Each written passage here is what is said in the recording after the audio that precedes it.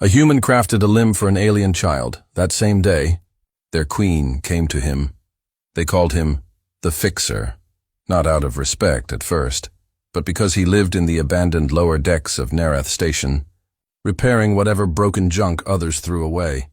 His real name was Eli Mercer, a human engineer who'd fled the core worlds after the wars. He didn't want glory, didn't want recognition, just peace. Then one morning, while repairing an oxygen recycler, he heard soft sobbing behind him. A child. Not human. Her skin shimmered faintly turquoise, eyes wide and glassy with tears. One of her lower arms gone, replaced by a crude mechanical stub sparking. "I'm sorry," she whispered. "I didn't mean to. My brother said it couldn't be fixed." Eli blinked. "Let me see." She hesitated but held it out. The damage was brutal. Cheap alloys, scorched circuits, poor wiring.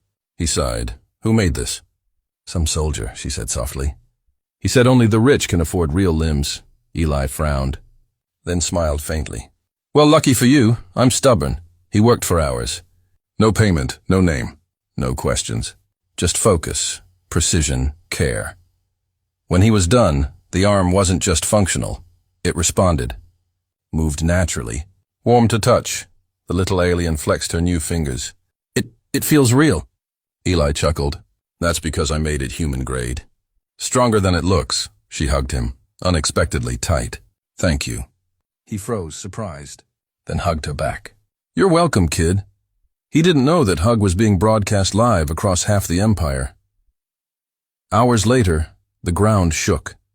The Queen of Nereth herself landed, escorted by guards in shimmering armor. Every being in the slums scattered, terrified. Eli kept welding a circuit board, pretending not to notice. Then he heard a calm, regal voice. "Human. Step forward." He turned, goggles still on. I'm kind of busy." Gasps filled the air. "You didn't ignore the Queen, but she..." Laughed. "You repaired my daughter's arm," she said softly. "Without payment. Without fear. Without even asking who she was." Eli blinked. "She's your..." "Yes." The Queen's eyes glimmered like a nebula at dusk. Every medic said it was hopeless. Every artisan demanded gold. "But you..." She gestured at him. "You gave her something they couldn't." He shrugged awkwardly. "Didn't do it for thanks, Your Majesty. Just couldn't stand to see a kid broken like that." The Queen stepped closer. "You gave her hope. You reminded me what our empire lost long ago." She turned to her guards. "Bring the engineers. Have them learn from this human." Eli blinked. "Wait, what?" "I'm no teacher. You are now," she said simply. That night, word spread through the station like wildfire. The Queen bowed to a human mechanic. For the first time in centuries, the Empire's ruling caste recognized someone from a lesser species.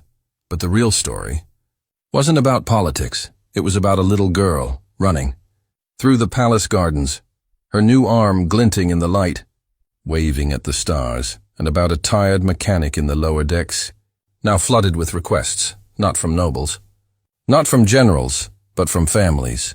Eli fixed everything brought to him, limbs, tools, hearts, and each time, he said the same quiet thing. Doesn't matter what world you're from. Broken things deserve a chance to work again. Years later, when the Human Alliance finally made contact with the Nereth Empire, they didn't send diplomats first. They sent engineers, because by then, the galaxy already knew the name of the man who'd changed an empire with one act of kindness, Eli Mercer. The Fixer who taught the stars how to care again.